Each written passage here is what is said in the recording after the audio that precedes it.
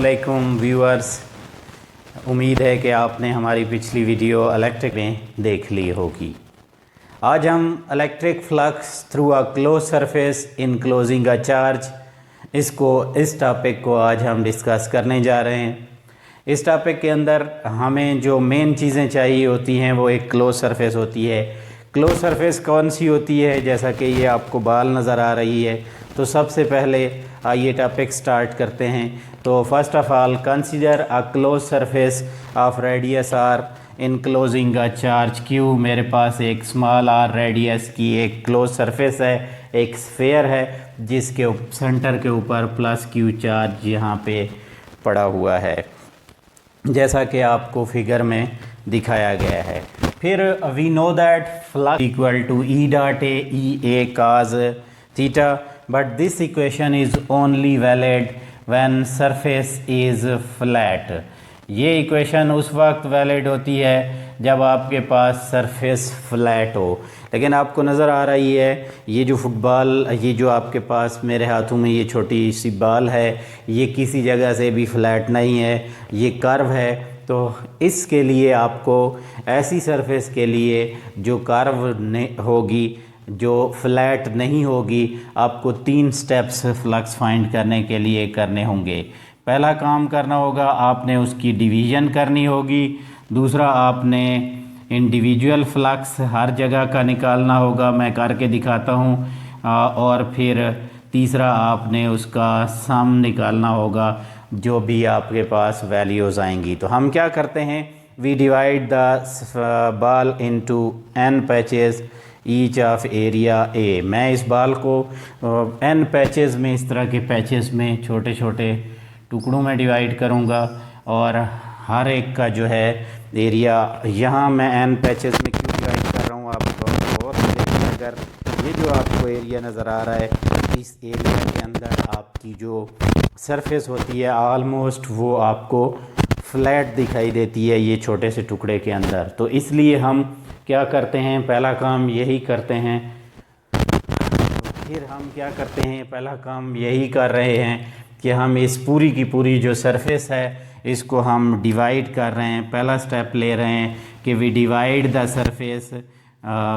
हम सरफेस को डिवाइड करते हैं into n patches. n patches में each of area delta A1, delta A2, delta A3 up to delta AN। जैसा कि आम तौर पे फुटबॉल होती है, छोटे छोटे पैचेस में डिवाइड होती है।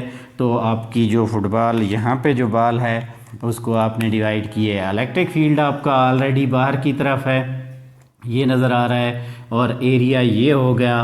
तो आपके पास ये इस हिसाब से हमने इसको कैलकुलेट करना है।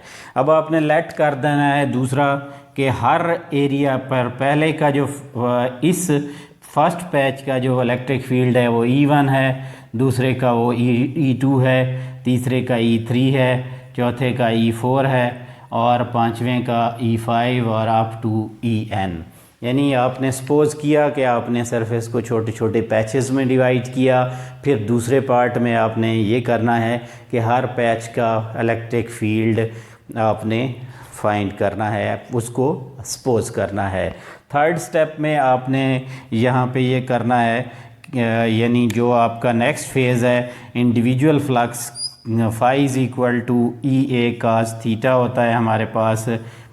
तो हमारा जो φ1 होगा, इसी से जो हम निकालेंगे φ1, वो होगा E1 delta A1 cos theta 1।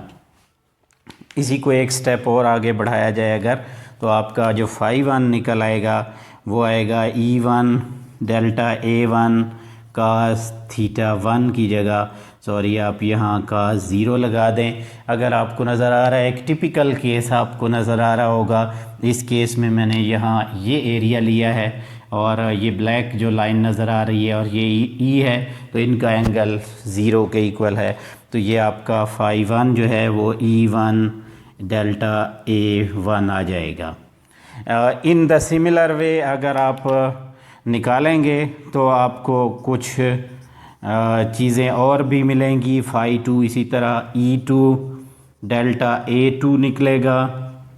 φ3 अगर आप निकालेंगे तो वो E3 डेल्टा A3। मतलब आपने आप क्या करना है, इंडिविजुअल फ्लक्स जो आप निकालने जा रहे हैं, पहला आपने डिटेल से निकाला, बाकी की वैल्यूज़ आप इसी तरह से यूज़ करते जाएं, और आपका जो फाई एन निकलेगा वो होगा EN डेल्टा AN। ये मेरा पहला स्टेप, पहले मैंने डिवीज़न कर दी थी, दूसरा स्टेप मैंने इंडिविजुअल फ्लक्स जो है वो हर एक का फाइंड कर दिया है।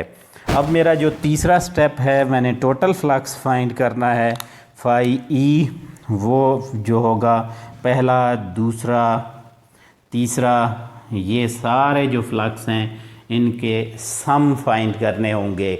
जितने भी फ्लक्स की वैल्यूज़ हैं इनका सम फाइंड करना होगा। तो डियर मैं यहाँ क्या करता हूँ, मैं वैल्यूज़ पुट करता हूँ E1 delta A1, E2 delta A2 up to delta AN। अब यहाँ पे एक चीज़ और भी आपको बता दूँ कि पूरे के पूरे केस में अगर आपको देखें तो आपके पास एक ही चार्ज सेंटर पे रखा हुआ है, तो electric field would be similar. तो यहाँ एक प्रॉपर्टी आएगी कि E1 का जो मैग्नीट्यूड होगा वो E2 के मैग्नीट्यूड के इक्वल होगा, और वो E3 के इक्वल होगा, और ये इक्वल टू EN होगा, और इसको आप लिखेंगे 1/4 pi epsilon not Q divided by R²। ये आपने पॉइंट चार्ज के लिए ऑलरेडी ये वैल्यू फाइंड करके रखी हुई है। अगर आपको ये देखना हो तो आप मेरा वो लेक्चर देखें इलेक्ट्रिक फील्ड वाला, और उसमें मैंने electric field at a point due two point charge आपको फाइंड करके दिया हुआ है। तो ये E4 की वैल्यू, EN की वैल्यू तक ये सारी वैल्यूज़ एक जैसी होंगी। अब आपकी जो वैल्यू एक जैसी होती है, आपने क्या करना है, ये जो इक्वेशन बन रही है आपके पास, ये जो रेड कलर से मैंने लिखी है, इस सारों में से आपने फाई ई कॉमन ले लेना है, बाकी जो बच जाना है del A1 plus del A2 up to plus delta AN। मैंने क्या किया, सारों के अंदर इलेक्ट्रिक फील्ड का मैग्नीट्यूड सेम था तो मैंने उसको बाहर निकाल दिया। अगली बात सुन लीजिएगा, समझ लीजिएगा, आपने अपने हाथों से फुटबॉल को डिवाइड किया था, या बाल को, जो भी आपके पास चीज़ थी उनको आपने अपने हाथों से पैचेस में डिवाइड किया। तो कॉमन तकाज़ा भी अकल का यही है कि इसका जो एरिया होना चाहिए वो उसके बराबर होना चाहिए। तो सॉरी, अगर मैंने इस बाल को छोटे छोटे पैचेस में डिवाइड किया तो दोबारा जब मैं इस बाल को जमा करूंगा सारे एरियाज़ को, तो मुझे इस बाल का एरिया हासिल होगा।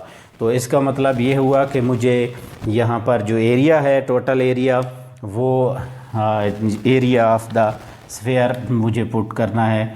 तो मैं क्या करता हूँ, मैं यहाँ टोटल फाइंड करने के लिए इलेक्ट्रिक फील्ड की वैल्यू भी पुट कर देता हूँ, 4 pi epsilon not Q by R², और ये 4 पाई R²। अब आप क्या कर दें, इस पूरे के पूरे हिस्से के अंदर से 4 पाई को और R² को कट कर दें, तो आपका जो फाई आता है वो आता है Q बाई एप्सिलॉन नॉट। ये आपके पास फाइनल इक्वेशन आती है जो कि फ्लक्स है थ्रू अ क्लोज सरफेस। ये आपको क्लियर कट नज़र आ रहा है यहाँ पर कि आपका ये जो Q है ये चार्ज है, और E जो है ये मीडियम है, या permittivity of the free space है। इसका मतलब ये हुआ कि किसी भी क्लोज सरफेस के अंदर जो है फ्लक्स जो होता है वो जो डिपेंड करता है वो चार्ज और परमिटिविटी पे डिपेंड करता है, but does not depend upon geometry. इसका मतलब ये हुआ कि आपका जो फ्लक्स है वो ज्योमेट्री पे डिपेंड नहीं करता है। मैं 1 मिनट के लिए दिखाना चाहूँगा, अगर ज्योमेट्री ये हो जाए, जैसे ये बॉक्स है, टिश्यू बॉक्स हो जाए, या ज्योमेट्री आपके पास कोई और हो जाए, 3 डायमेंशनल ज्योमेट्री जो भी होगी, आप जब भी फ्लक्स निकालने जाओगे तो आपका टोटल फ्लक्स जो होगा वो इसी फार्मूले से निकला जाएगा।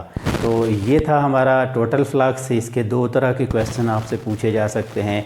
एक तो सवाल होता है कि find the relation for the flux through a close surface enclosing a charge, या दूसरा क्वेश्चन ये हो सकता है कि आप फ्लक्स फाइंड करें किसी भी सरफेस के लिए और प्रूव करें कि flux is independent of geometry. तो दोनों के लिए आपने यही कुछ करना होगा। ये फ्लक्स इंडिपेंडेंट ऑफ ज्योमेट्री है। अलबत्ता एक चीज़ दो एक्स्ट्रा यहाँ पे बताना चाहूँगा, जो कि आपके फेडरल बोर्ड के हिसाब से जो बुक में डिस्कस किया गया है, कुछ पंजाब में ये बातें पंजाब के कंटेंट में नहीं है। आप देख लें, यहाँ पर दो काम हो सकते हैं। फ्लक्स कब होगा total flux? When all the lines are coming out net flux would be maximum. अगर किसी भी इसके अंदर से, सरफेस के अंदर से सारी की सारी लाइनें बाहर की तरफ आ रही हैं, यानी चार्ज सेंटर पे पड़ा हुआ है, सारी की सारी लाइनें बाहर की तरफ आ रही हैं, जब सारी लाइन डायरेक्टेड आउटवर्ड होंगी तो उसका फ्लक्स जो है सेंटर पे पड़े हुए चार्ज के लिए मैक्सिमम होगा। एक और केस भी होता है कि अगर आपकी number of lines coming inside और number of lines coming outside अगर ये बराबर हो जाएं, जैसा कि यहाँ पे मैं दिखा रहा हूँ आपको, रेड कलर की लाइंस को देखें अगर, तो ये भी 4 हैं, और ब्लैक कलर की लाइंस को देखें तो ये भी 4 है। तो उस वक्त आपका जो टोटल फ्लक्स होगा वो ज़ीरो होगा। क्यों? किसी भी सरफेस के अंदर जाने वाली लाइंस की तादाद उससे बाहर जाने वाले लाइंस की तादाद, यानी जो आपका इलेक्ट्रिक फ़्लो होगा, नेट वैल्यू उसकी आपके पास यहाँ पर ज़ीरो होगी। तो ये था हमारे पास electric flux through a close surface enclosing a charge. एक और पॉइंट की तरफ भी जाऊंगा। जब हमारी बात यहाँ तक पहुँची कि ये इंडिपेंडेंट ऑफ ज्योमेट्री है, तो अब आपको यहाँ ये भी बताता चलूँ कि ज्योमेट्री चाहे आपकी जो भी होगी, आपका फ्लक्स जो है वो हमेशा phi is equal to Q by epsilon naught ही आएगा। सपोज़ मेरे पास ये क्यूब है और मैंने यहाँ चार्ज रखा है, तो भी इसके लिए जो आपकी वैल्यूज़ आएंगी इलेक्ट्रिक फ्लक्स की वो वही होगी, phi is equal to Q by epsilon not.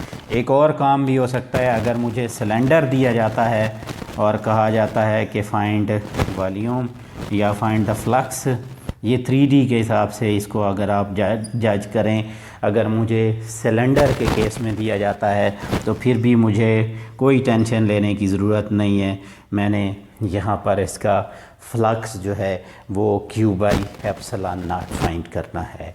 But you must be conscious here कि यहाँ पर देखना यह है कि क्यू बाई एप्सिलॉन नॉट आएगा, लेकिन बाज़ केसेस में ऐसे होता है कि चार्ज एक से ज़्यादा पड़ा होता है, जैसा कि हम नेक्स्ट टॉपिक गॉस लॉ में डिस्कस भी करेंगे। फिर भी यहाँ बता देता हूँ, मेरे पास ये कोई क्लोज सरफेस है और इसमें एक चार्ज नहीं है, n नंबर ऑफ़ चार्जेस हैं, Q1 है, Q2 है, Q3 है, अप टू Qn है। तो अब मेरा जो फ्लक्स फाई होगा, इसका जो फ्लक्स होगा वो होगा टोटल चार्ज बाई